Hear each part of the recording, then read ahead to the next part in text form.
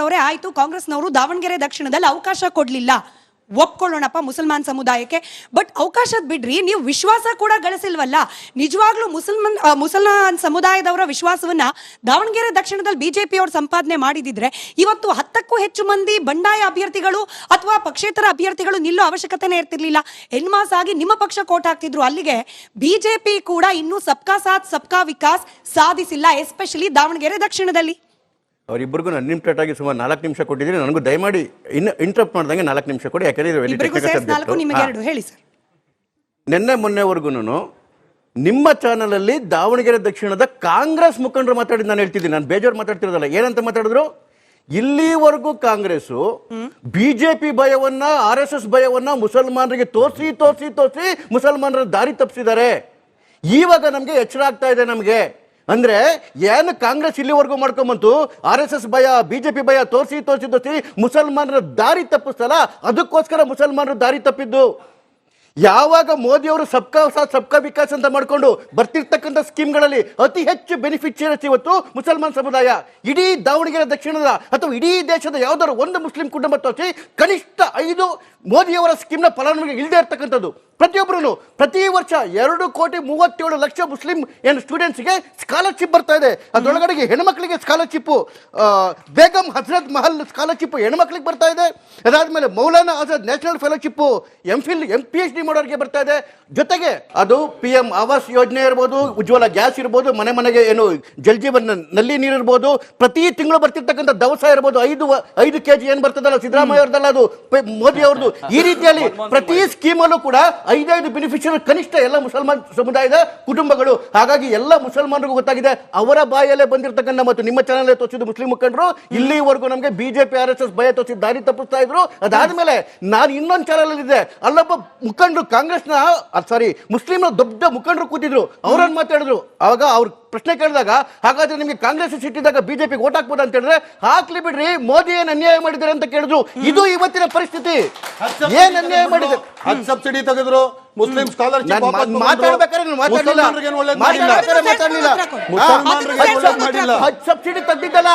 Subsidy ತೆಗ್ದಿದ್ದಲ್ಲ. ಎಲ್ಲ ಹೆಣ್ಮಕ್ಳಿಗೂ 45 ವರ್ಷ ತುಂಬಿರ್ತಕ್ಕಂಥ ಹೆಣ್ಮಕ್ಳಿಗೆ ಯಾರ್ದು ಸಪೋರ್ಟ್ ಇಲ್ದಾಗ ಹೋಗ್ತಕ್ಕಂಥ ಅವಕಾಶ ಮಾಡಿಕೊಟ್ರು ಮೋದಿ ಅವರು. ಮಾಡ್ಕೊಟ್ಟಿದ್ದು ಮುಸ್ಲಿಂ ಹೆಣ್ಮಕ್ಳಿಗೆ ಟ್ರಿಪಲ್ ತಲಾಕ್ ತೆಗೆದಿದ್ದು ಮೋದಿ ಅವರು.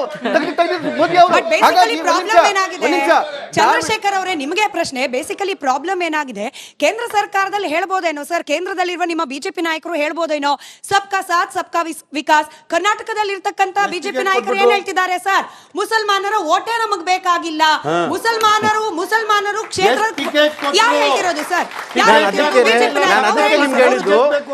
ಓಪನಿಂಗ್ ಸ್ಟೇಟ್ಮೆಂಟ್ ಅವರು 4 ನಿಮಿಷ ಮಾತಾಡ್ಲಿಕ್ಕೆ ಬಿಡಿ, ಆಮೇಲೆ ಪ್ರಶ್ನೆಗಳು ಕೇಳಿ ಅಂತ ಹೇಳಿ. ಒಂದು ಬಿಜೆಪಿಯ ಸ್ಟ್ಯಾಂಡ್ ಅದಲ್ಲ, ಯಾರೋ ಒಬ್ರು ಮಾತಾಡೋದು ಬಿಜೆಪಿ ಸ್ಟ್ಯಾಂಡ್ ಆಗಲ್ಲ. ಬಿಜೆಪಿಯ ಸ್ಟ್ಯಾಂಡ್ ಒಂದೇನೆ, ಸಬ್ಕಾ ಸಾಥ್ ಸಬ್ಕಾ ವಿಕಾಸ್ ಸಬ್ಕಾ ವಿಶ್ವಾಸ್ ಅಂತಕ್ಕಂಥದ್ದು. ಹಾಗಾಗಿ ಸುಮ್ಮನೆ ಕೂತ್ಕೊಳ್ರಿ, ಏನಿದೆ ನಿಮ್ಗೆ ಯಾಕಂದ್ರೆ ಹಾಗಾಗಿನೇ ಪ್ರತಿ ಚುನಾವಣೆಯಲ್ಲಿ ವಿಧಾನಸಭಾ ಚುನಾವಣೆ ಇರ್ಬೋದು, ಲೋಕಸಭಾ ಚುನಾವಣೆ ಇರ್ಬೋದು, ಮುಸಲ್ಮಾನರ ವೋಟ್ ಶೇರ್ ಬಿಜೆಪಿಗೆ ಕನಿಷ್ಠ 8ರಿಂದ ಇದ್ದಿದ್ದು ಈಗಾಗಲೇ ಉತ್ತರ ಪ್ರದೇಶದಲ್ಲಿ ಆಲ್ಮೋಸ್ಟ್ 19% ರೀಚ್ ಆಗಿದೆ. 19% ರೀಚ್ ಆಗಿದೆ. ಇದೇ 2023 ಚುನಾವಣೆಯಲ್ಲಿ ಉತ್ತರ ಪ್ರದೇಶ ಅರ್ಬನ್ ಬಾಡಿ ಒಳಗಡೆಗೆ 395 ಜನಕ್ಕೆ ಬಿಜೆಪಿ ಅವರು ಟಿಕೆಟ್ ಕೊಟ್ಟರು. 395ರಲ್ಲಿ 61 ಜನ ಗೆದ್ರು.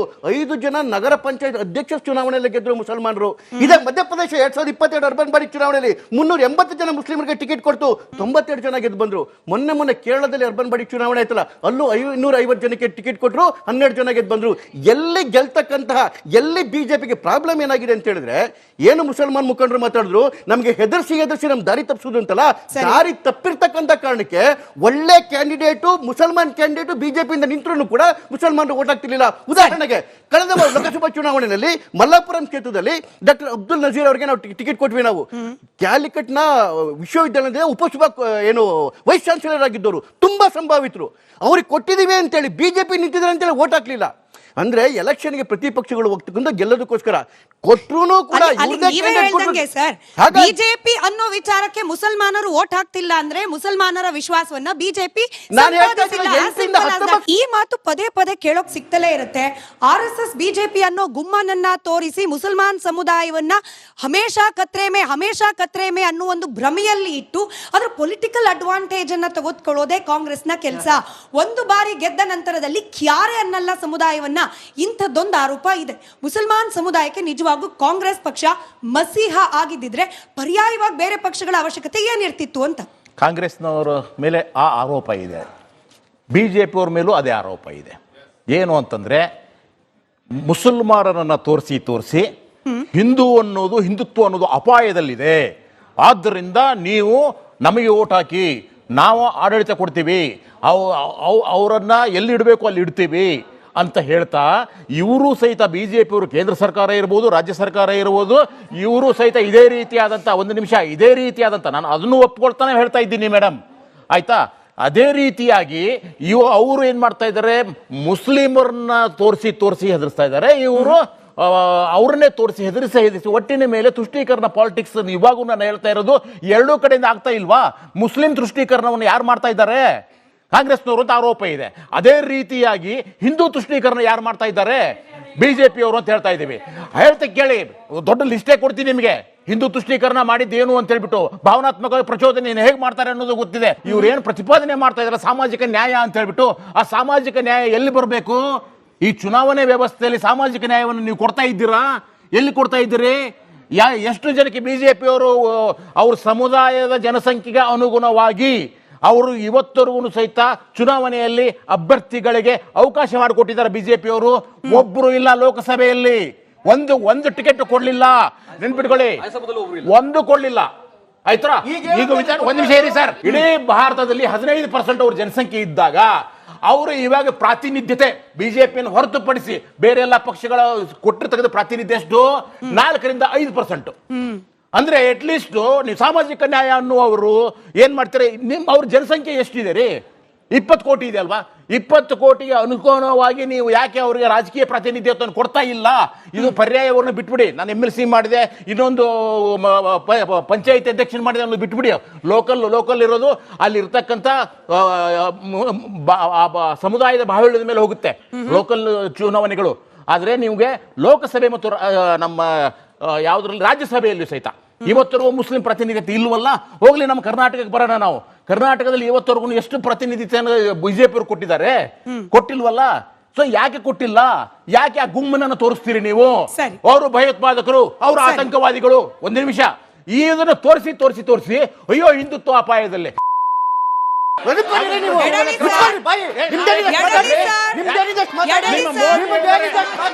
ಒಂದು ವಿಚಾರ ಸ್ಪಷ್ಟವಾಗಿರ್ಲಿ, ಇವತ್ತು ನಾವು ಮಾತನಾಡ್ತಾ ಇರೋದು ಮುಸಲ್ಮಾನರಿಗೆ ರಾಜಕೀಯ ಪ್ರಾತಿನಿಧ್ಯ.